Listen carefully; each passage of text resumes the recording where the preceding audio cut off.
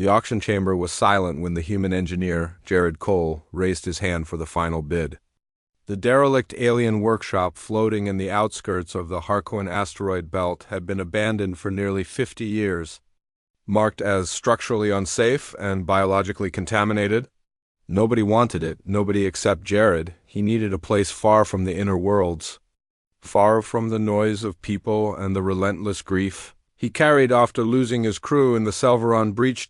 So when the auctioneer declared, "Sold to the human," Jared merely nodded, collected the digital deed, and took a silent breath.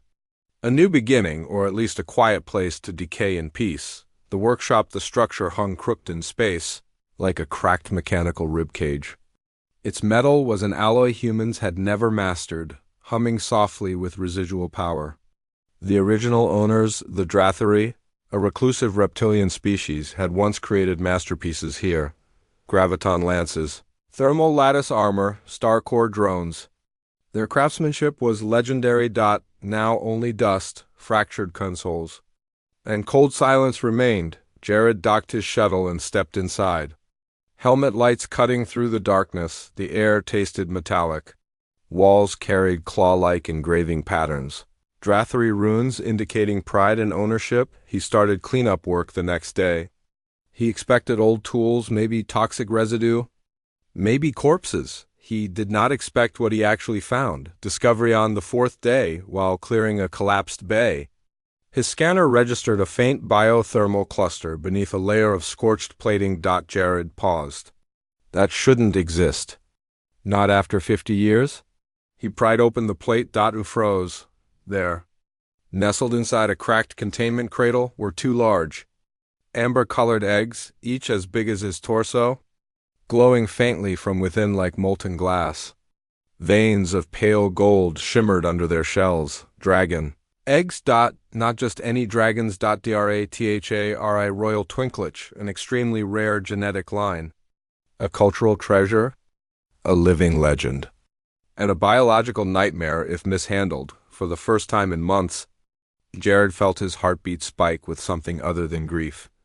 These should not be alive, he whispered, but they were, and soon, very soon, they were going to hatch. The log files. Jared ripped open the workshop's damaged data core, trying to understand how eggs survived so long. After hours of patching and translating Drathari script, he found the final entry. A female Drathari artisan, Master Ravka, appeared in the flickering recording. Her scales were ash-black, her voice trembling, her workshop exploding in fire behind her. War has reached us. I have locked my children inside the cradle. If the council finds them, they will be used. If invaders find them, they will die. If any being finds this, I beg you, protect them. My bloodline ends if they do not hatch. The recording ended with her collapsing out of view. Jared stared at the silent console for a long time. He had promised himself after his crew died no more responsibility.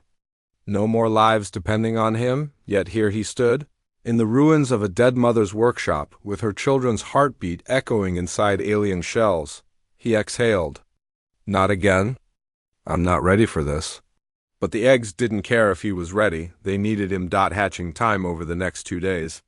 He stabilized the cradle, restored the nutrient gel feed, and rerouted power from the workshop's decaying reactor.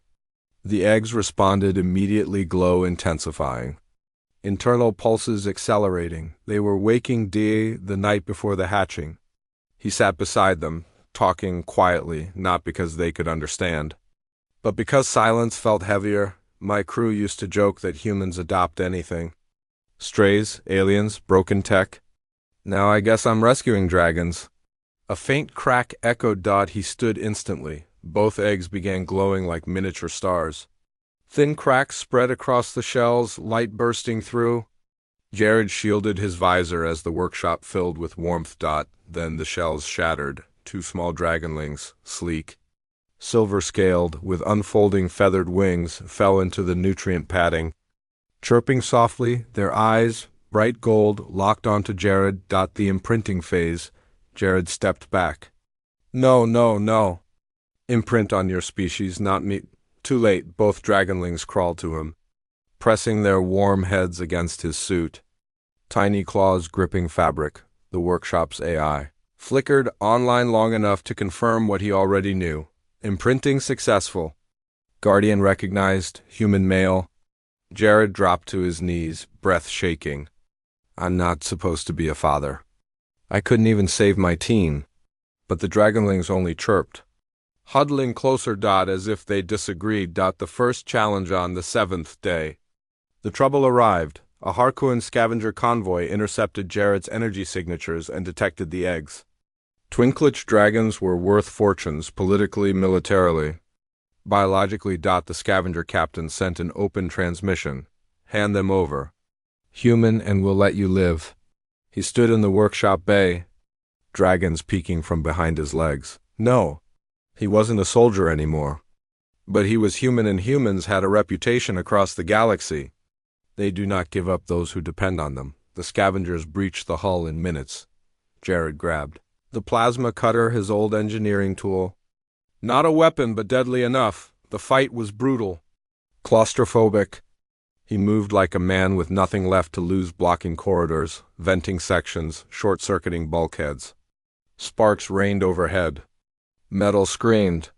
The dragons hid in a safe chamber, crying softly through COMM. In the end, Jared forced the scavengers back into their ship and detonated the docking clamps behind them. Their vessel spun out, engines crippled. He collapsed to the floor. Hands shaking, the dragons crawled onto him, nuzzling his chest. Purring in relief, something inside him, something broken, shifted. He pulled them closer. I've got you. I'm not losing anyone ever again. A new purpose. Weeks passed. The dragonlings grew fast, intelligence stunning, affection overwhelming. They followed Jared everywhere through the echoing halls, onto the observation deck, into the workshops where he reforged Drathery tools and repaired the structure Ravka once loved. For the first time in years, the emptiness inside him thawed. He was no longer alone. Word spread slowly through the outer rim.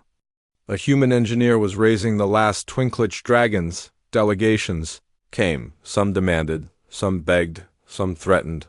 Jared refused all of them. The dragons were not weapons. They were not property. They were children, his children. The decision one evening, as the twin dragons, now the size of wolves, curled beside him under the dim workshop lights. Jared opened Ravka's last hologram one more time. Her final words echoed through the room. I beg you, protect them. He touched the dragons' warm heads and whispered, I will. I swear on the lives I lost and on the ones I found. Outside the workshop windows, the stars shifted.